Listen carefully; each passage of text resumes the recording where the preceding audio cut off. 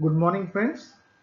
Yesterday we did sums on complementary angles, supplementary angles, adjacent angles, linear pair of angles, and vertically opposite angles.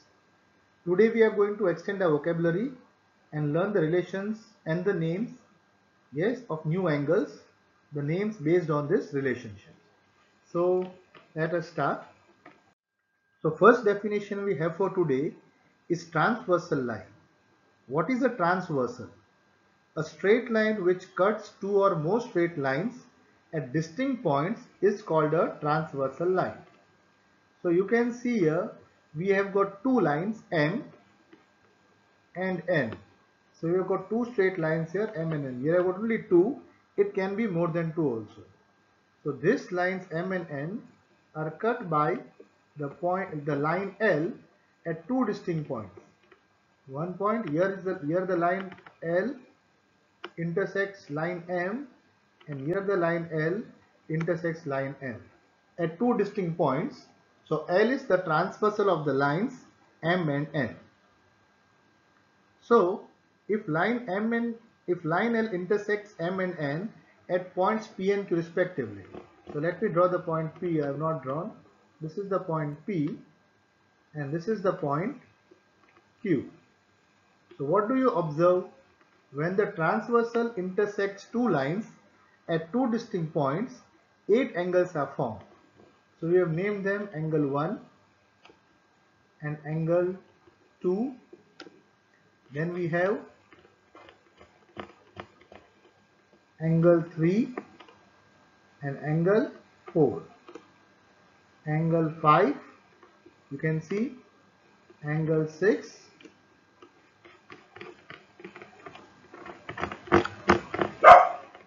angle 7 and angle 8.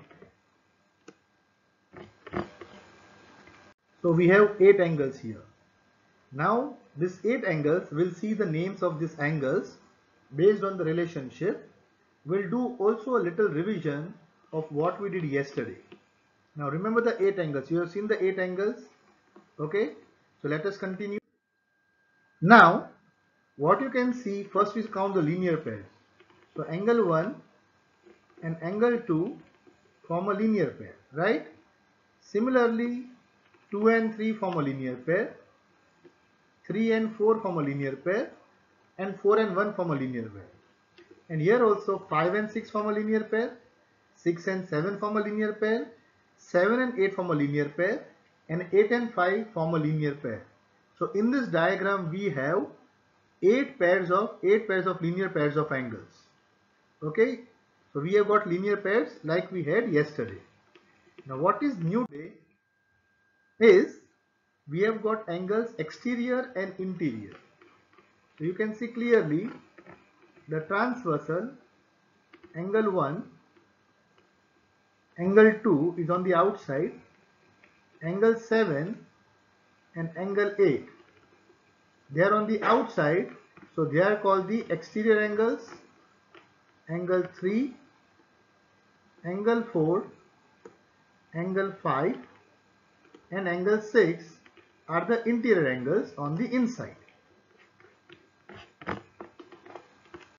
And we have angles 1, 4, 5 and 8 on the same side of the transversal, and angle 2, 3, 6 and 7 on the same side of the transversal. So what have we have learned new today? Exterior angles. Exterior angles are on the outside. So 1 and 2, 7 and 8 are exterior angles. 3 and 6, 4 and 5 are interior angles. Now we go to corresponding angles. So what are corresponding angles? By the definition, the angles on the same side of the transversal. So what is the first condition? The corresponding angle should be on the same side of the transversal. Either both should be above the line or both should be below the line. So let us see here. We have 1, 4, 5 and 8 on the same side. Out of this, angle 1 and 5 are on the line. So 1 and 5 are corresponding, and 4 and 8 are below the line. So 4 and 8 are corresponding. Similarly, we have angle 2, 3, 6 and 7 on the same side, out of which 2 and 6 are on the top above the lines. So 2 and 6 are corresponding, and we have 3 and 7 below the lines. So 3 and 7 are corresponding. So what is the condition for corresponding angles again? They should be on the same side of the transversal. They should be either above the line or below the line. So here we have 4 sets of corresponding angles: 1 and 5, 2 and 6, 3 and 7, 4 and 8. So this is the new angle we have done today, corresponding angles. So keep on counting. We have done exterior angles, interior angles, angles on the same side of the transversal, and now we have done corresponding angles. Next is alternate angles. When two lines are crossed by another line, the transversal, the angles on opposite side of the transversal is called alternate angles. So now they should be on the opposite side. So first look at alternate interior angles. What does it say? Alternate but interior. So which are the interior angles? 3, 4, 5 and 6 are interior and the opposite side. So angle 3 and angle 5 are interior opposite angles. Angle 4 and angle 6 are interior opposite angles. Then we have angle 1 on the exterior and on the opposite side angle 7. So angle 1 and angle 7 are alternate exterior angles, and we have angle 2 and angle 8 which are exterior alternate angles. So what are alternate angles? They are angles on the opposite side of the transversal. They can be interior, so interior alternate angles make a pair and alternate external angles make a pair. So angle 3 and angle 5 are alternate interior angles. Similarly, angle 4 and angle 6 are interior opposite angles. 1 and 7 and 2 and 8 are alternate exterior angles. Okay, so we have done, again let us revise: interior angles, exterior angles, angles on the same side of the transversal, corresponding angles, alternate angles in which we have alternate interior angles and alternate exterior angles. Next is, okay, so we have done this interior angles on the same side of the transversal, which is 4 and 5.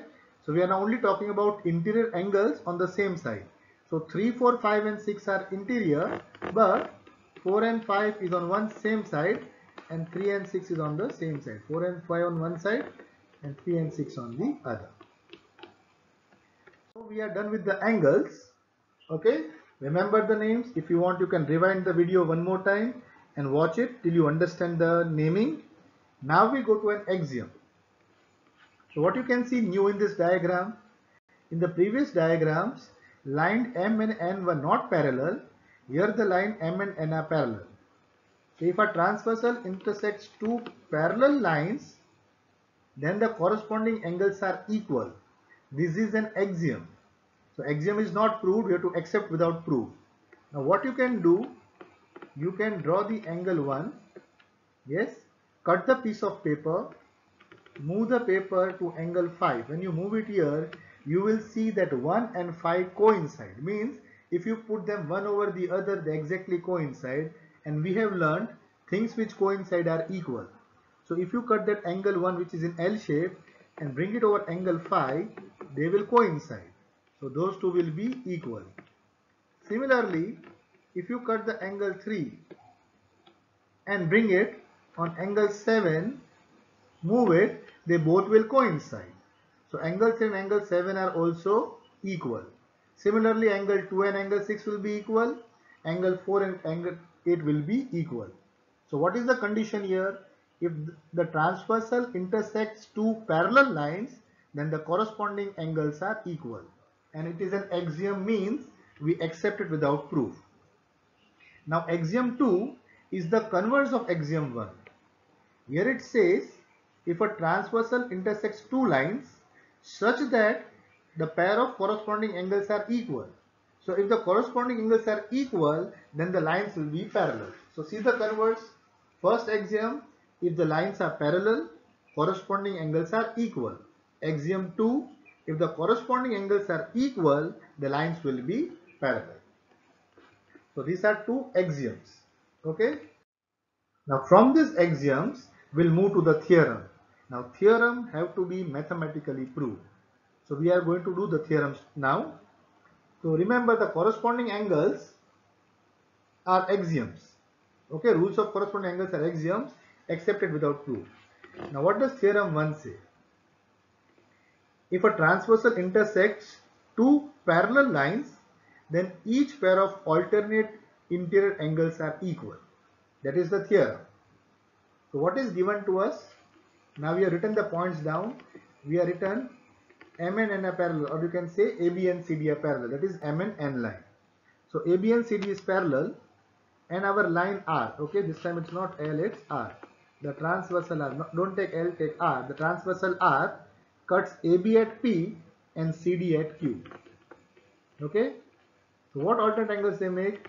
Angle 3 and angle 5 are interior opposite angles, and angle 4 and angle 6 are interior opposite angles.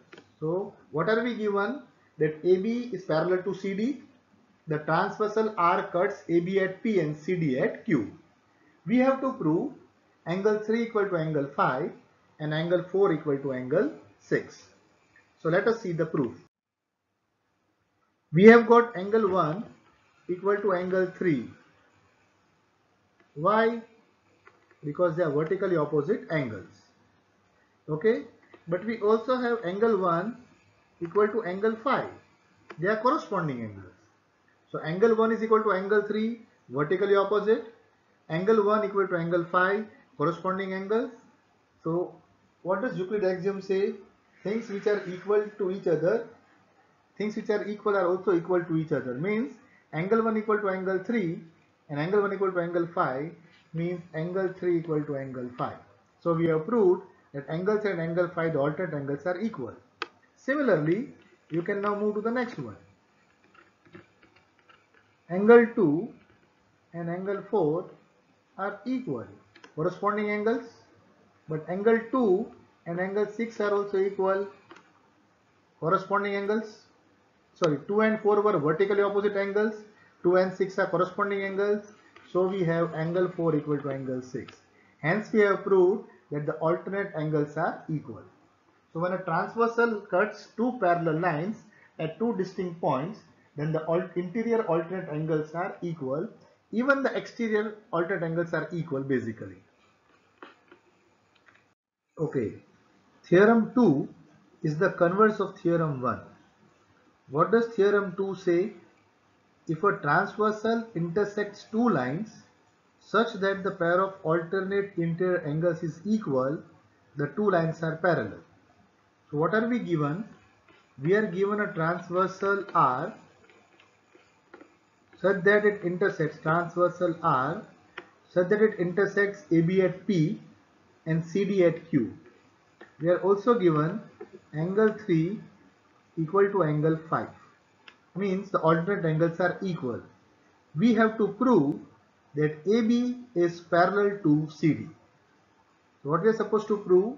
AB is parallel to CD. We have to prove the lines are parallel. Okay, so what is the proof we have got here? We are given angle 3 equal to angle 5. This is given to us. But angle 3 is equal to angle 1 because angle 3 and angle 1 are vertically opposite angles, hence they are equal. So from this equation 1 and 2 we have anything equal to equals are equals. So we have angle 1 equal to angle 5. Yes, there is a mistake here, we should write angle 1 equal to angle 5. But angle 1 and angle 5 are corresponding angles. So if the corresponding angles are equal, then the line should be parallel by the converse of corresponding angles axiom. So remember, we had taken two axioms in the beginning, and axioms we accept without proof. They are universal truths. we accept them without proof, and based on these axioms we have proved the theorems. Means theorems need mathematical proofs, axioms on the other hand are accepted without proof. Now let us move on to the next theorem. This next theorem is theorem 3. If a transversal intersects two parallel lines, then each pair of interior angles on the same side of the transversal is supplementary. So we have got two parallel lines AB and CD, and the transversal is R.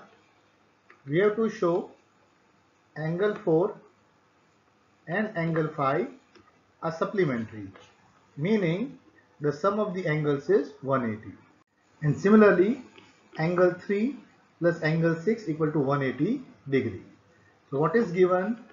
AB is parallel to CD and the transversal R cuts AB at P and CD at Q.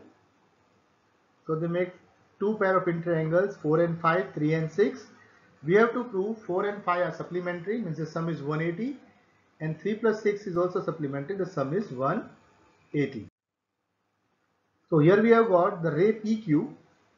If you can see, PQ stands on line AB. So we have this PQ stands on line AB. So it forms a linear pair. So we have angle 3 plus angle 4 equal to 180, but angle 3 equal to angle 5 because they are alternate angles. So we can write angle 4 plus angle 5 is 180 degree. Similarly, we can show that PQ stands on CD. So we have angle 5 plus angle 6 equal to 180 degree, but angle 5 equal to angle 3. So angle 3 plus 6 equal to 180 degree. Hence we proved that interior angles on the same side of the transversal are supplementary, means their sum is 180. Theorem 4 is the converse. Oh, no, not the converse. Theorem 4, what is theorem 4? Yeah, it's the converse. What is the converse? We are given angle 3 plus angle 6 equal to 180 degree. We have to prove that the lines AB and CD are parallel. Yes? So we are given, we know angle 2 plus angle 3 equal to 180 degree because it forms a linear pair. Okay?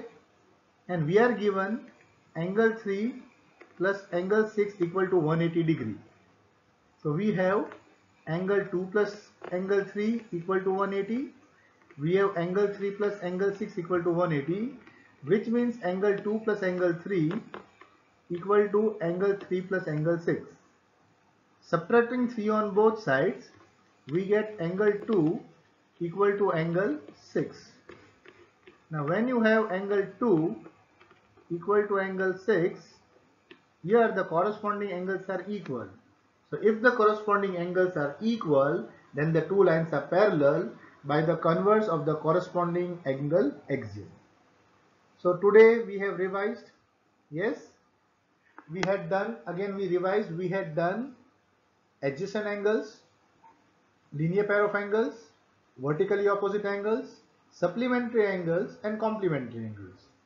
Today we introduce a transversal, which is a line which cuts two or more lines at distinct points. And then we give the definition of corresponding angles, interior angles, exterior angles, angles on the same side of the transversal, alternate angles. Okay? And what we learned? The theorems. So there were two axioms. What does the first axiom say? When the lines are parallel, the transversal cuts corresponding angles which are equal.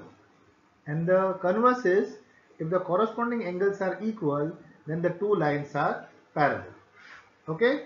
And then we also showed by theorems that the alternate angles are equal and interior angles on the same side of the transversal are supplementary. So we have done axioms and proofs.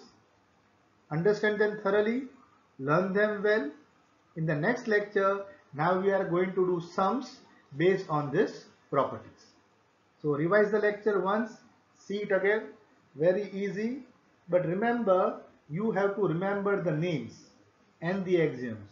Why you need to do that? Because you can see here, whenever we write something, we have to write the reason. Why we say angle 2 plus angle 3 equal to 180? It is a linear axiom. Why do we say angle 3 equal to angle 6? It is given in the sum. So these reasons have to be written down in the sum or your marks might get cut. Okay, thank you very much.